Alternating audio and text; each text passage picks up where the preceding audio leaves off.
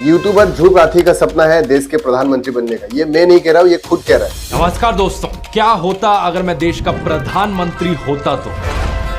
और तूने तो ये भी कहा था कि सारे मीडिया वाले बिक चुके हैं, नरेंद्र मोदी ने खरीद लिया है। ये सुनिए। क्योंकि पूरा का पूरा मीडिया ऑलरेडी खरीदा जा चुका है, मीडिया पूरा बिक चुका है। जर्नलिस्ट सारे लोगों को क्या मोदी जी ने खरीद के रखा है? सारे लोगों को पैसा दिया है। अगर पैसा दिया है तो ध्रुव राठी के पास ऐसा क्या एविडेंस है? ध्रुव राठी मोदी जी के अगेंस्ट इतने नेगेटिव चीज, एंटी प्रोपेगेंडा फैलाने की वल्गर शब्द वीडियोस क्यों बनाता है? इसलिए बनाता है, मैं आप लोगों को प्रूफ के साथ यहाँ पे दिखाता हूँ। उसका 3 साल पहले का video 7 lakh 8 lakh hardly millions views होता था। वो ये बता रहा हूँ क्योंकि हमारे प्रधानमंत्री सब कुछ डोनेट कर देते, इवन वो अपना सैलरी को भी वो डोनेट कर देते हैं। कमाता था क्योंकि एमएलए के नाते पैसे मिलते थे। पैसे पड़े हैं, क्या करेंगे हम लोग? मैं कहाँ ले जाऊंगा? आप हैरान होंगे सुन करके। यूएस, चाइना, जर्मनी, जापान के बाद हमारे देश का नाम 5 नंबर पे आता है जीडीपी। 100 घर उसने मुफ्त में खुद के यूट्यूब के पैसा से उसने बना के दिया। और अगर इंडिया हमारे भारत के प्रति इतना प्रेम होता तो जब दंगे हुए थे मणिपुर में, जब वायलेंस हुआ था, वो कहाँ पे था? वो मीडिया के रिपोर्ट पढ़ता है, मीडिया के आर्टिकल्स को हाईलाइट करता है, आर्टिकल्स हाईलाइट करता है। ये किसने दिखाया? मीडिया के लॉस के बारे में, मीडिया की एथिक्स के बारे में बताया। सच बोलो तो तुझे कुछ भी नहीं पता है ध्रुव राठी। हम लोग को उल्लू बनाने की कोशिश करता है, लेकिन हम लोग उल्लू नहीं है ध्रुव राठी। हम लोग को भी पता है, हम लोग भी पढ़े लिखे। 19 अप्रैल से 1 जून तक मोदी जी का लोकसभा इलेक्शन था और उसने इन्फ्लुएंस करने की भरपूर कोशिश किया। 4 मार्च को उसने पहला वीडियो बनाया था नरेंद्र मोदी जी के ऊपर नेगेटिव। सेकंड, फिर reality of Narendra Modi, how Indians were food. ये 12 मई 2024 को इस वीडियो को अपलोड किया गया था। उसके बाद दोस्तों, क्या होता मैं अगर देश का प्रधानमंत्री होता तो। यूट्यूबर ध्रुव राठी का सपना है देश के प्रधानमंत्री बनने का। ये मैं नहीं कह रहा हूँ, ये खुद कह रहा है। नमस्कार दोस्तों, क्या होता अगर मैं देश का प्रधानमंत्री होता तो। और ध्रुव राठी के बारे में आप लोगों को कितना पता है? शायद है, you might know him from making vulgar comments on Modi and his government, anti-nationalism, anti-propaganda के बारे में वीडियोस बनाने का आप लोग जानते होंगे। तो क्या ध्रुव राठी देश के प्रधानमंत्री बनाने की योग्यता रखता है? Do you think that he deserves to become the Prime Minister of India? क्या उसके पास ऐसे क्वालिटी से, ऐसे सोच विचार है जिससे कि उसको प्रधानमंत्री बना दे हमारे देश के? और प्रधानमंत्री बनने के लिए आदमी का सोच विचार से लेके उसका देशभक्ति से लेके बहुत सारी चीजें, क्वालिटीज होना जरूरी है। क्या उसके पास ऐसे क्वालिटीज है? क्या वो बन सकता है? इसका आंसर है नो। वो सिर्फ जर्मनी में रहता है, जर्मनी में रह के वीडियोस बनाता है। उससे देश का प्रधानमंत्री कभी भी उसको नहीं बना सकता। क्योंकि देखिए, देश का प्रधानमंत्री बनने के लिए देश में रहना जरूरी है, देश के बारे में जानना जरूरी है, देश के रूट्स में स्ट्रगल्स, आदमी का प्रॉब्लम्स, हर जगह में घूमना जरूरी है, हर स्टेट्स में घूमना जरूरी है, हर आदमी से मिलना जरूरी है, चाहे वो अमीर हो चाहे गरीब हो, हर मिडिल क्लास हो, सारे आदमी लोगों से मिलना जरूरी है। उन लोगों का प्रॉब्लम्स, उन लोगों के स्ट्रगल्स के बारे में जानना जरूरी है, उन लोगों की समस्या के बारे में जानना जरूरी है। लेकिन क्या ध्रुव राठी को उस के बारे में, उन सब समस्याओं के बारे में क्या उसको पता है? इसका आंसर नो, क्योंकि इसके बारे में उसको कुछ पता ही नहीं, क्योंकि वो इंडिया में रहता ही नहीं, बाहर में रहता है। नवंबर 2021 में उसने जूलिया से शादी किया था। जर्मनी में वो रहते हुए आ रहा है बहुत सालों से। और इन सारी चीजों के बारे में मोदी जी को बहुत अच्छे से पता है, क्योंकि वो फकीर रह चुके।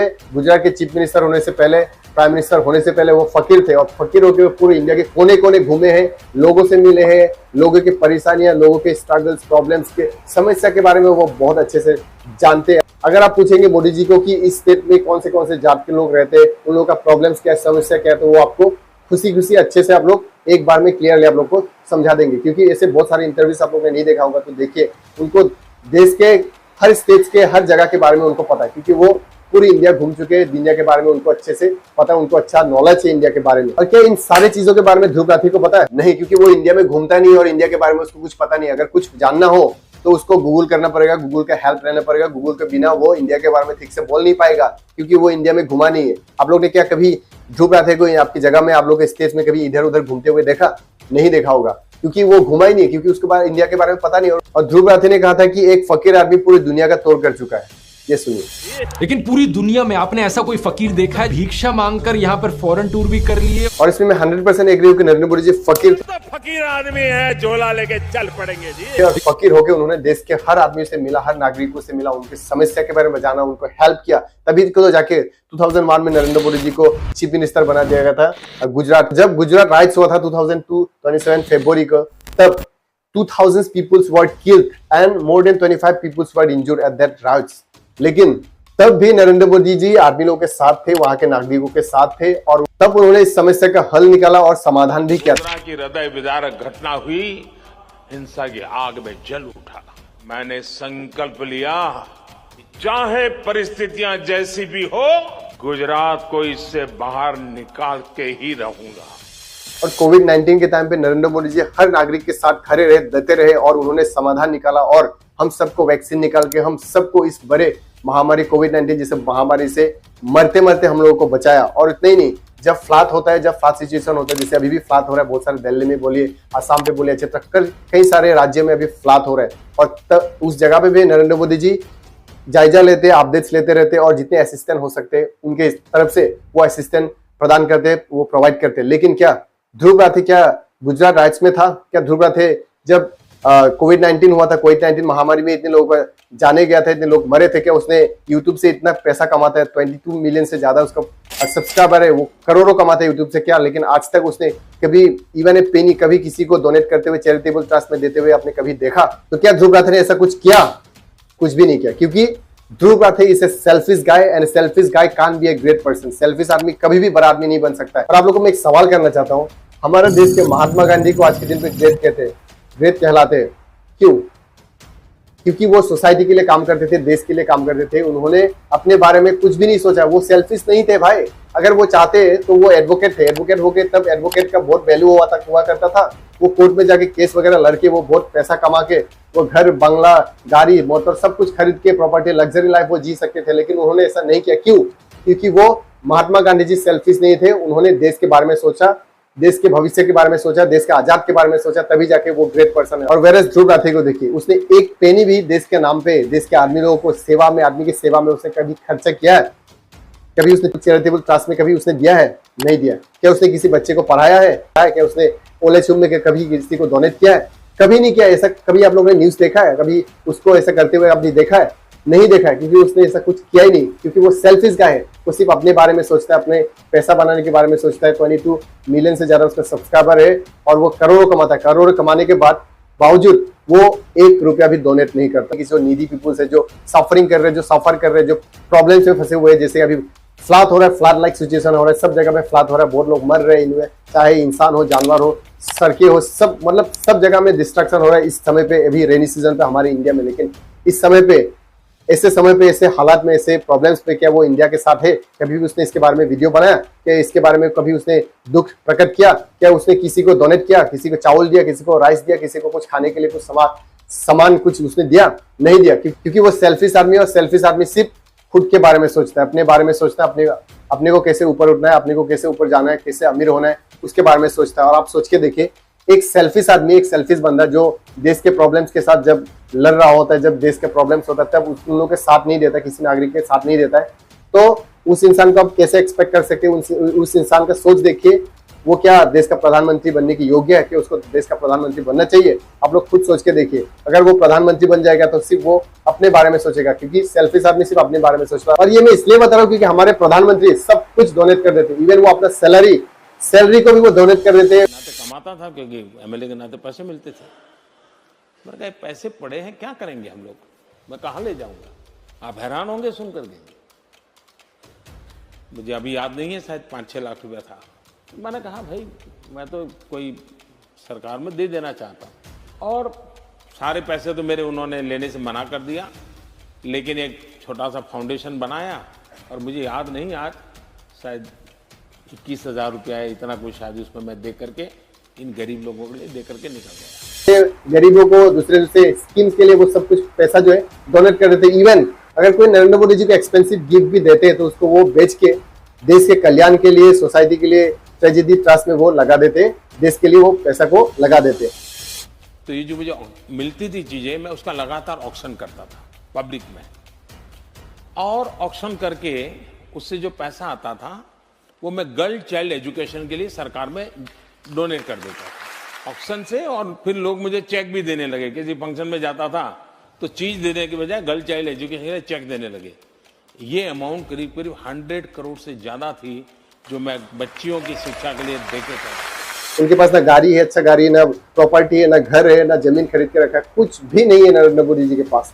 जो खुद के संपत्ति जुटाने के बारे में नहीं सोचता है वो है नरेंद्र मोदी जी। और तभी तो जाके आदमी लोगों ने फिर से, नागरिकों ने फिर से नरेंद्र मोदी जी को थर्ड टर्म के लिए उनको फिर से प्रधानमंत्री बनाया है। चलिए आप लोग को कुछ एग्जाम्पल देना चाहता हूँ मोदी जी के आने से पहले और आने के बाद हमारे देश का हालत क्या था और आज के दिन पर हमारे देश का हालत क्या है।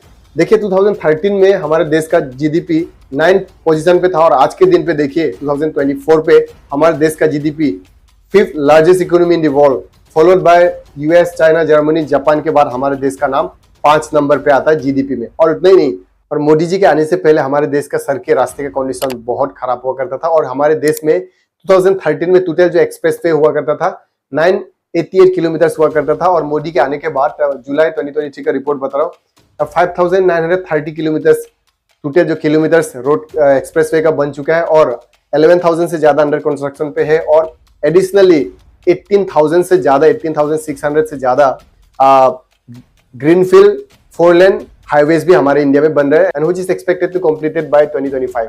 और 2015 में प्रधानमंत्री ने आदमी लोगों का गरीबी, कच्चे घर, मिट्टी का घर हुआ करता था हमारे देश में, हमारे इंडिया में, लेकिन इसको हटाने के लिए नरेंद्र मोदी जी एक स्कीम लॉन्च किया था। इसका नाम है प्रधानमंत्री आवास योजना। 2015 में स्टार्ट किया था और आज के दिन पे 1.18 करोड़ लोगों को हाउसेस मिला है, घर मिला है, जिनके पास पहले रहने का अच्छा जगह नहीं था, सोने का अच्छा जगह नहीं था, मिट्टी का घर हुआ करता था और आज के दिन पे देखिए 1.18 करोड़ हाउसेस बिल्ड किया गया है थ्रू दिस स्कीम। और इतना ही नहीं, उन्होंने देश के घर मकान बनवाने के लिए उन्होंने हाउसिंग लोन स्टार्ट किया था 2014 पे और जिसका फायदा 18.4 लाख करोड़ लोगों को फायदा हुआ। और आप लोगों को बताओ कि जब मोदी आए थे प्राइम मिनिस्टर बनने से पहले हमारे इंडिया में टोटल 78 एयरपोर्ट्स हुआ करते थे और आज के दिन पे हमारे इंडिया में 148 एयरपोर्ट्स है और कई सारे एयरपोर्ट्स बनते जा रहे हैं हमारे इंडिया में। आप सोच के देखिए कम्युनिकेशन के लिए कितना अच्छा हो चुका। और मोदी जी के आने से पहले हमारे देश में एक भी स्मार्ट सिटी नहीं हुआ करता, ढंग का सिटी नहीं हुआ करता था। तो इसको देखते हुए नरेंद्र मोदी जी ने मॉडर्नाइज करने के लिए, इंडिया को मॉडर्नाइज करने के लिए उन्होंने 100 स्मार्ट सिटीज का मिशन स्टार्ट किया था 25 जून 2015 में। Its smart city mission, which stated that 90% of the projects in these chosen cities are completed and the remaining 10% will be completed of 31st March 2025. और डिजिटल इंडिया, सब कुछ digital हो गया, transaction से लेके सब कुछ। क्या मोदी जी आने से पहले क्या ऐसा डिजिटल ट्रांजैक्शन होता था? हम लोग पैसा इधर उधर ट्रांसफर कर सकते थे? क्या हम लोग को 5G का लाभ हम लोग को मिलता था? नहीं मिलता था। ये सब हो पाया, मुमकिन हो पाया मोदी जी के आने के बाद। और देश में बढ़ती हुई बीमारी को देख के नरेंद्र मोदी जी ने मुफ्त में इलाज करवाने के लिए आयुष्मान भारत कार्ड उन्होंने इश्यू किया और आज के दिन तक 32.40 करोड़ लोगों को आयुष्मान भारत कार्ड मिल चुका है और इसके थ्रू आदमी लोग कैंसर, टीबी, किडनी ट्रांसप्लांट और ऐसे कई सारे एक्सेट्रा बीमार के इलाज मुफ्त में 5 लाख तक का ये लोग कर सकते हैं। ये सिर्फ हुआ है नरेंद्र मोदी जी के कारण।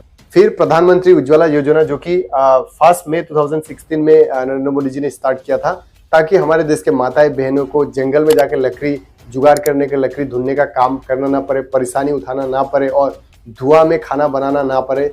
उसके लिए नरेंद्र मोदी जी ने सिलेंडर, हर घर में सिलेंडर दिया है और अभी तक इसका टोटल लाभ 10.27 करोड़ देशवासियों को इसका लाभ मिल चुका है। ये सिर्फ हुआ है सिर्फ नरेंद्र मोदी जी के कारण। और रही बात जॉब्स के सेक्टर में, बहुत लोग अफवाह फैलाते कहते कि नरेंद्र मोदी जी ने जॉब्स क्रिएट नहीं किया। आप लोग जाएंगे, लेकिन इस इकोनॉमी में आपके लिए कोई नौकरियां नहीं है। मंत्री मोदी ने करोड़ों जॉब्स देने की प्रॉमिस करी थी।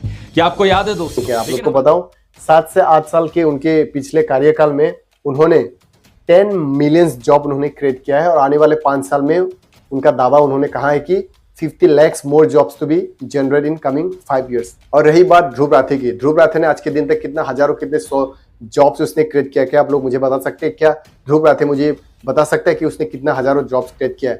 वो चाहे तो वो करोड़ों पैसा कमाता है, 22.8 मिलियन उसका सब्सक्राइबर है, वहां से वो बहुत पैसा कमाता है, लेकिन उस पैसा से वो चाहे तो देश को कंट्रीब्यूट कर सकता था, देश के युवाओं को जो बेरोजगार पे बैठे हुए, जो बेरोजगारी के जो शिकार हो रहे, उन लोगों को वो बहुत सारे जॉब्स, वो अपॉर्चुनिटी दे सकता था, वो कंपनीज वगैरह बहुत सारी चीज खोल सकता था। लेकिन आज के दिन तक उसने कभी किसी को हेल्प किया नहीं किया, क्योंकि वो सेल्फिश आदमी है, वो सिर्फ अपने ग्रो के बारे में सोचता है। और हाँ, उसने एक इंटरव्यू में कहा था कि उसके पास 10 से 11 उसके एम्प्लॉयज है, उसके टीम है। आपकी टीम कितनी बड़ी है? बने 50-100 लोग हैं? कितने लोग हैं? 50-100 तो नहीं है, 10 हैं, 10-11 हैं मैं कहूँगा। लेकिन ये जो 10 से 11 उसका टीम है, इसको क्या जॉब्स क्रिएट करना कहते हैं? क्या इसको देश को बहुत बड़ा कंट्रीब्यूशन कह सकते हैं? आप नहीं कह सकते, क्योंकि वो सिर्फ अपना डेवलपमेंट, अपने प्रोग्रेस के बारे में सोचते हैं। ये सारे जो बंदे उसने रखे, जो उसका टीम है, 11 जो थी उसका टीम है, वो सारे उसके खुद के फायदे के लिए, उसके खुद के पैसा छपवाने के लिए, उसके लिए वो उसने रखा है। वो चाहे तो दूसरा दूसरा कंपनीज वगैरह खोल के भी बहुत सारे जॉब्स क्रिएट कर सकता, हमारे इंडिया में रह के कर सकता था, लेकिन उसने नहीं किया क्योंकि उसको सिर्फ सेल्फ ग्रोथ चाहिए, सेल्फ डेवलपमेंट चाहिए, देश के बारे में उसको कुछ परवाह नहीं है। और सबसे ऊपर मैं देश को लगा रहा हूँ यहाँ पर। देश के बारे में इधर उधर कुछ भी हो जाए, देश कुछ उसको कुछ परवाह नहीं है। लेकिन वो चाहे तो हमारे देश के लिए यूट्यूबर बन के भी बहुत सारा कंट्रीब्यूट कर सकता था, लेकिन उसने किया क्या? नहीं किया। और आप लोग को एग्जांपल बताऊं, मिस्टर बीस्ट के बारे में आप लोगों ने सुना होगा। वो एक यूट्यूबर है, उसने अंडर प्रिविलेज जो पोर फैमिली जितने भी है पूरी दुनिया में, उन लोगों के लिए उसने, जो पोर फैमिली से जो बिलोंग करते हैं, उन लोगों को एक यूट्यूबर होके उसने 100 से ज्यादा उसने घर बना के दिया for the under privilege family.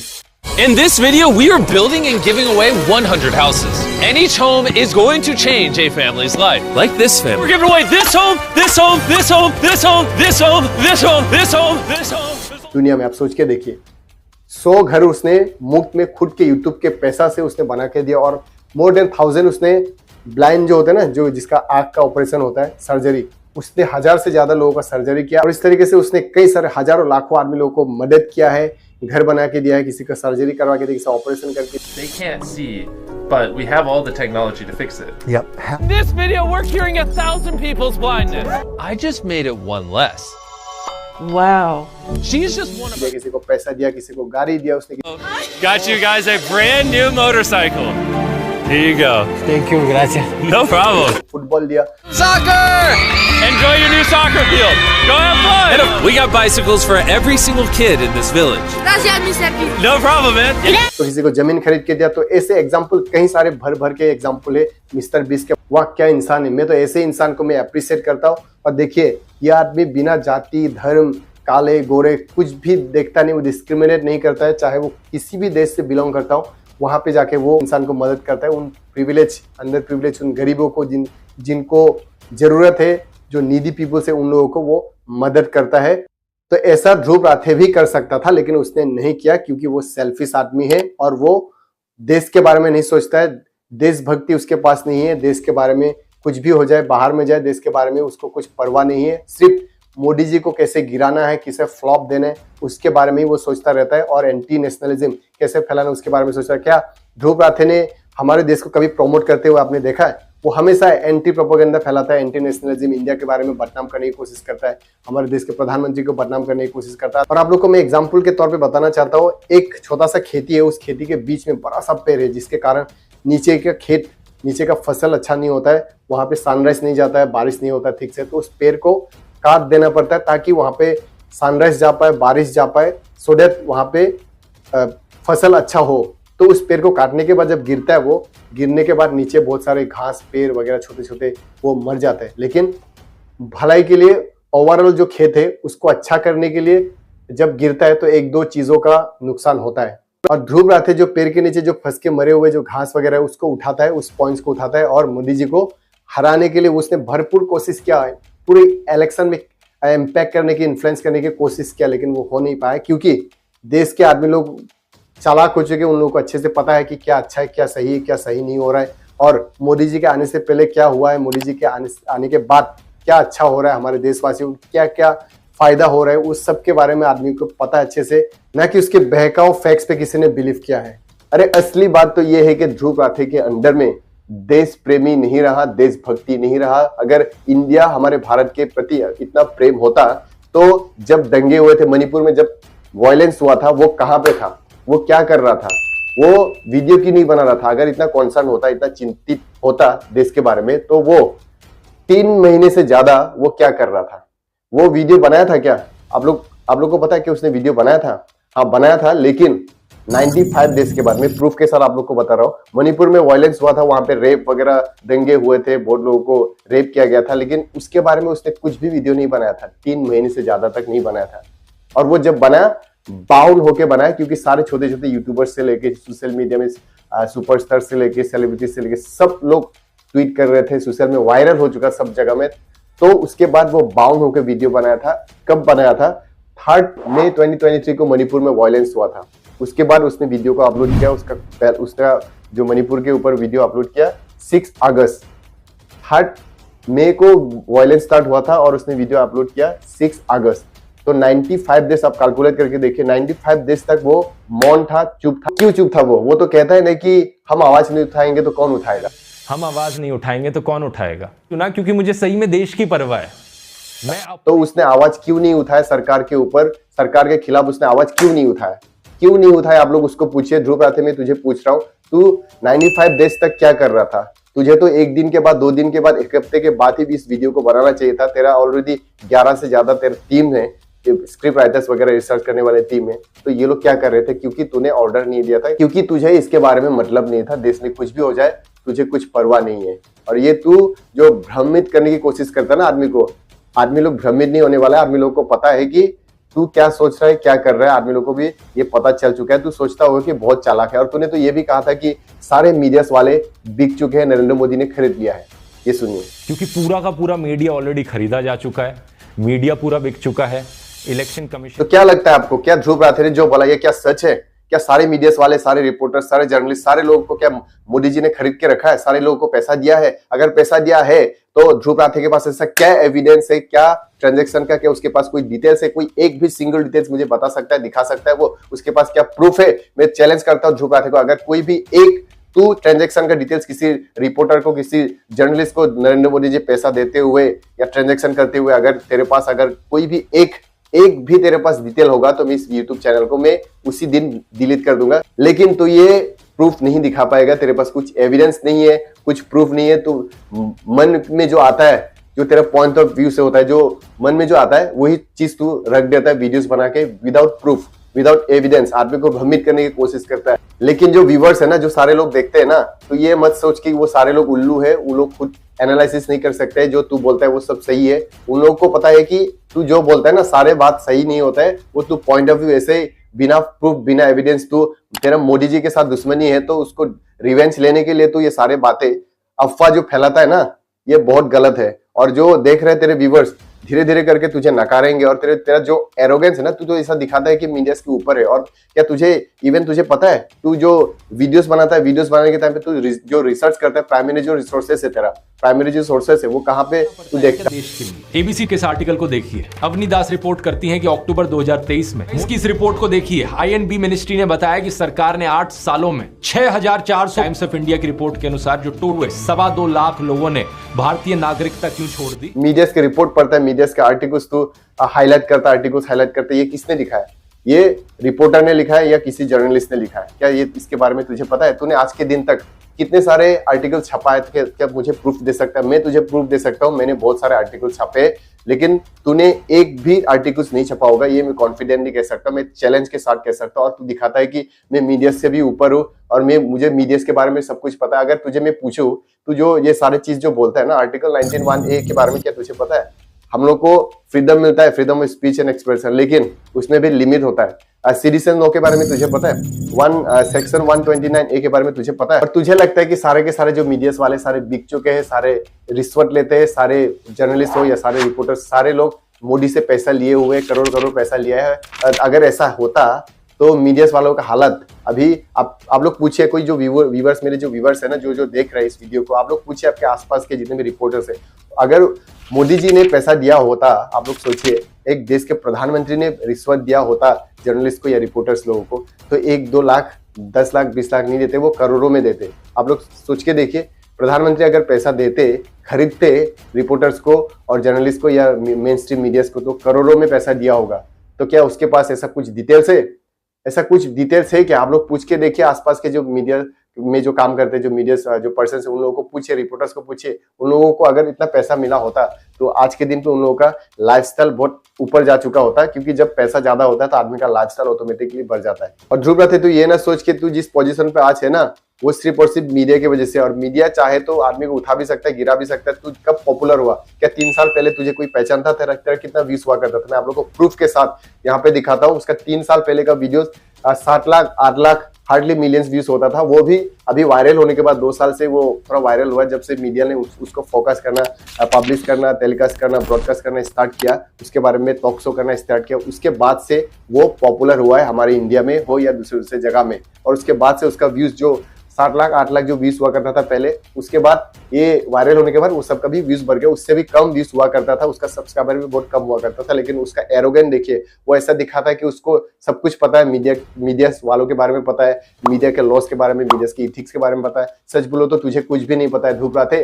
तो अगर मैं पूछूंगा तुझे सेक्शन 500, 1, 2, 3 इसके बारे में अगर पूछूं, आईपीसी सेक्शन के बारे में तुझे तो कुछ पता है क्या? तुझे 129A सेक्शन के बारे में क्या तुझे पता है? तुझे नहीं पता है, तुझे गूगल करना पड़ेगा, क्योंकि तुझे ये सब का नॉलेज नहीं। खैर तुझे तो ये सब बारे में क्यों पता होगा, कैसे पता होगा? लॉ के बारे में कैसे पता होगा? क्योंकि तूने तो मैकेनिकल इंजीनियरिंग के डिग्री करके रखा ना, इंजीनियरिंग का बैकग्राउंड के आदमी लोगों को कैसे पता है? लेकिन एटलीस्ट तू पढ़ा लिखा है तो तुझे ये थोड़ा जान लेना जरूरी है। तो आप लोग खुद सोचिए, खुद देखिए, आप लोग खुद रिसर्च कीजिए। ध्रुव राठी की भ्रम फैलाने की जो कोशिश पे वो लगा हुआ है ना, उस पे आप लोग को भ्रमित नहीं होना है, आपको डिस्ट्रैक्ट नहीं होना है, आपको खुद का दिमाग लगाना है कि क्या सच है क्या सही है। आप लोग को खुद को भी रिसर्च करना जरूरी है। ओके, वैसे देखिए मेरा और ध्रुव राठी का कोई पर्सनल दुश्मनी नहीं, लेकिन ध्रुव राठी मैं तुझे डायरेक्टली बोल रहा हूँ कि तू मेरे साथ दुश्मनी लेने की कोशिश भी मत कर, क्योंकि मुझे तेरा हर सवाल का जवाब मेरे पास है। तुझे पता चल ही चुका होगा कि मैंने जो जो बोला वहीं से तुझे बहुत हिंट्स मिल गया होगा कि मैं what I am capable of, मैं क्या क्या कर सकता हूँ, क्या क्या नहीं कर सकता, तुझे पता चल ही चुका होगा। खैर मैं अपना बारे में ज्यादा बोलना नहीं चाहूंगा। आप लोग को अगर मेरे बारे में थोड़ा और जानना चाहते हैं तो मेरे वीडियोस पे जाइए, शॉर्ट्स पे जाइए, मेरे वीडियोस पे जाएंगे, और मेरे चैनल्स पे जाएंगे तो आप लोग को बहुत सारे मेरे बारे में पता चल जाएगा कि मैं कितना कैपेबल रखता हूँ। और मैं चाहूँ तो ध्रुव राठी ने कितने प्रॉपर्टीज खरीद के रखे हैं, जर्मनी में कितना फ्लैट्स खरीद के रखा है, उसका भी मैं डिटेल्स निकाल के यहाँ पे दिखा सकता हूँ। तो तू ध्रुव राठी मुझे चैलेंज मत करना, अगर तू चैलेंज करेगा तो मैं सारा चीज मैं तुझे एक्सपोज करने वाला हूँ, क्योंकि मैं अलविश यादव नहीं हूँ, दूसरा यूट्यूबर्स के जैसा हूँ नहीं हूँ, मैं यूनिक हूँ। मैं जो कर सकता हूँ वो भले ही कोई यूट्यूबर्स हमारे इंडिया में कर सकता हो। So don't forget this and keep in your mind. Okay, हाँ मैं एक ही चीज से टिप से पीछे, वो है मेरा सब्सक्राइबर कम है, मेरा व्यूज कम है, क्योंकि मैंने अभी रिसेंटली स्टार्ट किया है। और तू सोचता होगा कि ये छोटा मोटा यूट्यूबर से सब्सक्राइबर है ही नहीं, 1, 2, 3 हजार सब्सक्राइबर, तो इससे ये क्या ही कर लेगा, कितने इन्फ्लुएंस करेगा। तो ये मत सोच, क्योंकि छोटे से ही आदमी लोग बड़े होते हैं। और तू जो बोलता है ना, ये जो मैं जो चीज बताया हूँ व्यूवर्स को, आदमी लोगों को, जो देशवासी है, जो भी मेरा वीडियोस देख रहे हैं, उन लोगों को पता चल गया होगा कि मैं मैंने जो बताया, वो लोग खुद रिसर्च करेंगे ना, तो उन लोगों को पता चल जाएगा कि मैंने सही कहा, ये मैंने सही कहा या तू सही कह रहा था, या तू भ्रमित करने की कोशिश कर रहा था, तू मिसगाइड करने की कोशिश कर रहा था देशवासियों को। ये लोग निर्णय करेंगे। और जब आदमी लोगों को पता चलेगा, व्यूवर्स को पता चलेगा ना कि तू कैसे मैनिपुलेट करने की कोशिश करता है व्यूवर्स लोग को, और क्या मैं आदमी लोगों को किस तरीके से सच बताने की कोशिश करता हूँ, जब ये डिफरेंसेस आदमी लोगों को पता चल जाएगा, व्यूवर्स को पता चल जाएगा, तो मैं श्योर हूँ कि I am pretty sure that वो लोग मुझे भी सपोर्ट करेंगे और वो लोग मुझे भी ऊपर उठा देंगे, जिस तरीके से तुझे उठाया था। और तुझे बहुत ही जल्द देशवासियों और व्यूवर्स तुझे नकारेंगे, क्योंकि जिस तरीके से तेरा एरोगेंट भरा है, जिस तरीके से इंडिया को बदनाम करने की कोशिश करता है, जिस तरीके से गुमराह करने की कोशिश करता है, जिस तरीके से तू भ्रमित फैलाने की कोशिश करता है ना, ये तेरा ज्यादा दिन तक नहीं टिकने वाला है, क्योंकि इसके बारे में सब कुछ आदमी लोगों को पता चल चुका है धीरे धीरे करके। और जो जिसको पता चला है वो सारे लोग तेरे वीडियोस को तुझे धीरे धीरे करके अनसब्सक्राइब भी करेंगे और नकारेंगे, जिस तरीके से मैं तुझे नकार रहा हूँ। और ध्रुव राठी ने इंटरव्यू में कहा था कि इंडिया का नाम गिरा है, कम हुआ है, कम पॉपुलैरिटी हुआ है जब से मोदी जी आए। मोदी सरकार की वजह से हमारे देश की रेपुटेशन नीचे गई है आज के दिन दुनिया में। तो इसके बारे में कितना सच है आप लोग को थोड़ा मैं बताना चाहूंगा। देखिए, इंडिया आज के दिन में, इंडिया के लोग, इंडियंस लोगों को गर्व से देखते हैं, और इंडिया ग्लोबल लीडर बन चुका है। और हमारे देश के प्रधानमंत्री टॉप 10 लीडर्स, वर्ल्ड लीडर्स में से नंबर 1 पोजीशन पे मोदी जी का नाम आता है। 2023 सितंबर में एक सर्वे हुआ था, वहां पे 76% वोट दिया था, रेटिंग दिया था मोदी जी को। और आज मोदी नंबर 1 लीडर बन चुका है, ग्लोबल लीडर बन चुका है। उन्होंने सरपास किया जो बाइडेन, अमेरिका के प्रेसिडेंट जो बाइडेन, और Rishi Sunak UK prime minister, जिसे को उन्होंने सरपास करके वो आज के दिन पे हमारे देश के प्रधानमंत्री, ग्लोबल के नंबर 1 लीडर बन चुके हैं। Tremendous changes is taking place in India. आज के दिन पे India 5th largest economy world का बन चुका है। आज के दिन पे India 4th largest equity market बन चुका है। आज के दिन पे India 2nd position in the retail index world में बन चुका है। और आज के दिन पे India 3rd largest startup ecosystem दुनिया में बन चुका है हमारे इंडिया। और धीरे धीरे करके ये जापान, अमेरिका जैसे देश को भी ये पीछे छोड़ने वाला है, ये मैं लिख के दे रहा हूं। और बहुत ही जल्द India will be develop country bye 2047, लेकिन उससे पहले ये हो जाएगा, ये मुझे विश्वास है। जिस तरीके से मोदी जी काम कर रहे हैं, दिन रात काम कर रहे हैं ना, हमारे देश डेवलप होने में ज्यादा समय नहीं लगेगा। और आज के दिन में जो डिजिटल ट्रांजैक्शन होता है हमारे इंडिया में, the digital payment transaction of a month in India is equivalent to annual transaction of some countries. बहुत सारे देश में जो हमारे इंडिया में जितना डिजिटल ट्रांजेक्शन होता है ना, दुनिया में सबसे ज्यादा डिजिटल ट्रांजेक्शन हमारे इंडिया में होता है। और बहुत सारे देश में तो एनुअल, एक साल का सालाना जो ट्रांजेक्शन होता है वो हमारे एक महीने में यहाँ पे ट्रांजेक्शन होता है। मतलब ये डिजिटल इंडिया, जैसे कि स्टार्टअप इंडिया, ये सारे जो मोदी जी ने जो किया है ना, मतलब ये एप्रिसिएबल, आप लोग को एप्रिशिएट करना ही पड़ेगा। आज के दिन पे 5G हम लोग इस्तेमाल करते हैं। क्यों हुआ ये? सिर्फ मोदी जी के कारण। क्या पहले 2013 में यहाँ पे हमारे इंडिया में क्या 5G हुआ करता था? नहीं हुआ करता था। इस तरीके का टेक्नोलॉजी नहीं हुआ करता था हमारे इंडिया में। और 2013 में हमारे इंडिया में सिर्फ 16 IITs हुआ करते थे, और आज के दिन में हमारे इंडिया में 26 से ज्यादा इंस्टीट्यूट, IIT के इंस्टीट्यूट बन चुके हैं, और बहुत सारे जगह पे ये बन रहा है, कंस्ट्रक्शन चल रहा है, एक्सपांशन हो रहा है। और हमारे इंडिया में एम्स, 2013 में हमारे इंडिया में सिर्फ 6 एम्स हुआ करता था, और आज के दिन पे हमारे इंडिया में 20 से ज्यादा एम्स का कंस्ट्रक्शन हो चुका है। और बहुत सारे जगह पे अभी भी एम्स बन रहे हैं, जैसे कि अरुणाचल प्रदेश में बन रहा है, कर्नाटक, एक्सेट्रा, ऐसे जगह में कई सारे जगह में एम्स का एक्सपेंशन भी हो रहा है। तो आप सोच के देखिए, मैं तो कुछ 1-2 चीजें आप लोग को बताया, इससे ट्रेमेंडस चेंजेस हुआ है, ट्रेमेंडस प्रोग्रेस, डेवलपमेंट हुआ है हमारे इंडिया में।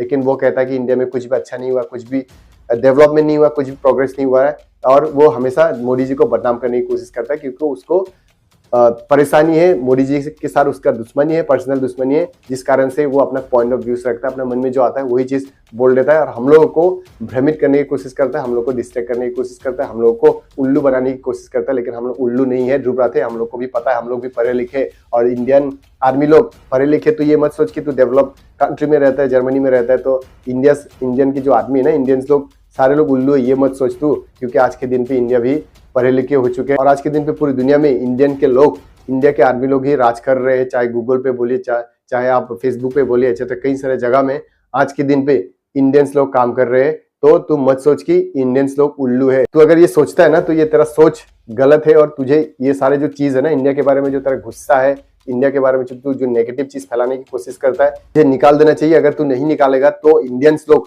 तुझे बहुत ही जल्द यहाँ से निकाल देंगे, तुझे नकारेंगे। ये तुझे मैं लेसन दे रहा हूँ, तो ये अच्छे से सुन ले, कान खोलकर सुन ले, आंख खोल कर देख ले तू। और हमारे इंडिया चांद पे भी जा चुका है, चंद्रयान 3 23 अगस्त 2023 को हमारी इंडिया ने सक्सेसफुली लैंड किया चांद पे, और हमारे देश ने एक हिस्ट्री क्रिएट किया। हमारे देश आज के दिन पे 4 नंबर पे वॉल में आ चुका है, हिस्ट्री बना चुका है। आफ्टर US, USSR, चाइना के बाद हमारे देश ने 4 नंबर 4th पोजीशन पे हमारा देश, जिसने मून पे सक्सेसफुली लैंड किया है। तो ये भी एक बहुत बड़ा अचीवमेंट है हमारी इंडिया के लिए। और आप लोग को बताऊं कि ध्रुव राठी मोदी जी के अगेंस्ट इतने नेगेटिव चीज, एंटी प्रोपेगेंडा फैलाने की वल्गर सब्स वीडियोस क्यों बनाता है?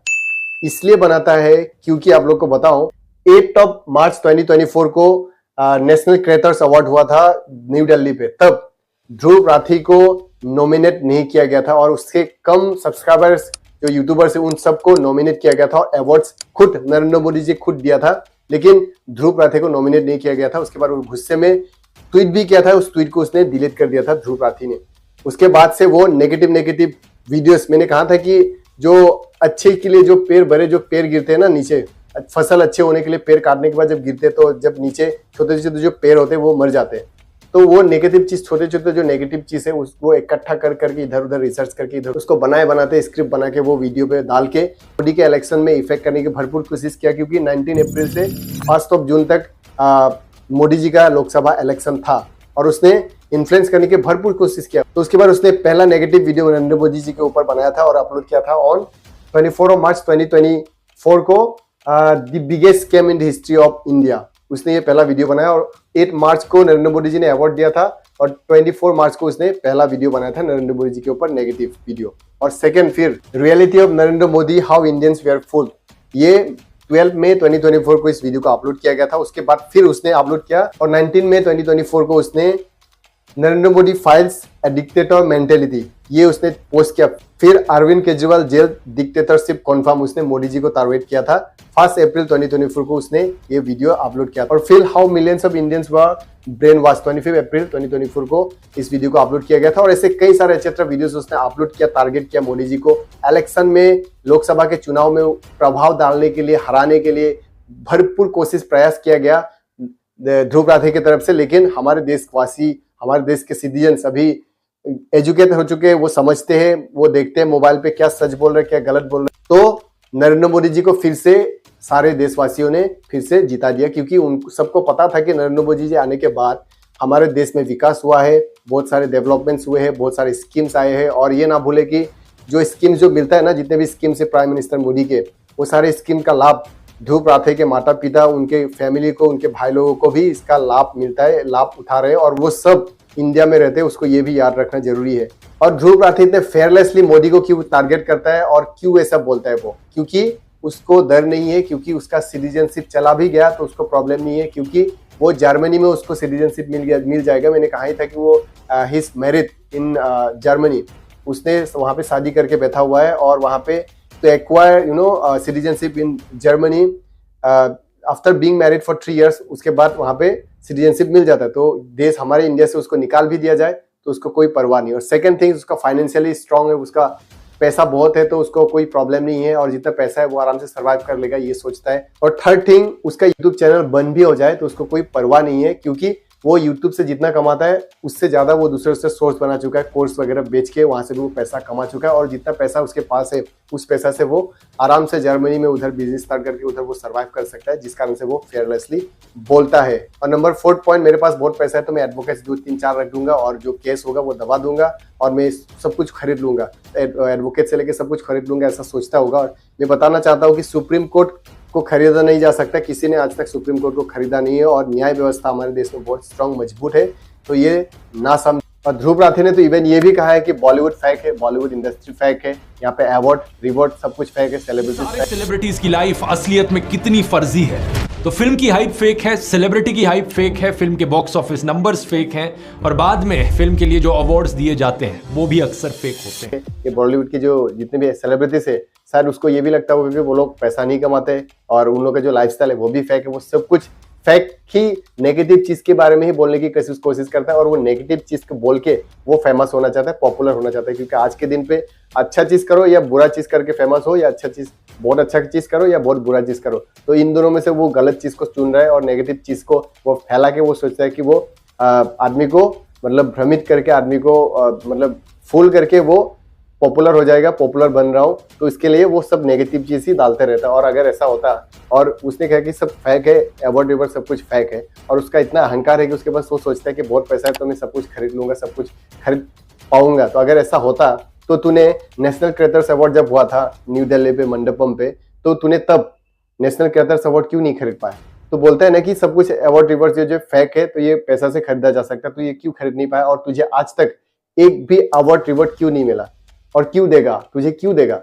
कौन देगा अवार्ड ऐसे आदमी को जो देश के बारे में बदनाम करने की कोशिश करता है, सब कुछ बर्बाद करने की कोशिश करता है, आदमी को फुल करने की कोशिश करना चाहता है? ऐसे आदमी को कोई अवार्ड देना चाहिए, किसी को देना चाहिए? आप लोगों को क्या लगता है? और हाँ, मैं मानता हूँ कि कोई ऑर्गेनाइजेशन, 1-2 छोटे-छोटे जो ऑर्गेनाइजेशन है उन लोगों को पैसा देने से छोटे-छोटे जो अवार्ड्स ट्रॉफी वगैरह वो दे देते, लेकिन सारे अवार्ड्स पैसे दे के खरीदा नहीं जा सकता, ये याद रखना जरूरी है। ध्रुव राठे, हमारे देश में इतना भी करप्शन नहीं है कि सब कुछ खरीदा जा सकता है। अगर ऐसे सब कुछ खरीदा जा चुका होता तो ये परमवीर चक्र हो या पद्मश्री, ये सबको भी खरीदा जा चुका होता। आज के दिन पे पैसे वाले लोग खरीद लेते, लेकिन आज तक ये सब हो पाया नहीं हो पाया।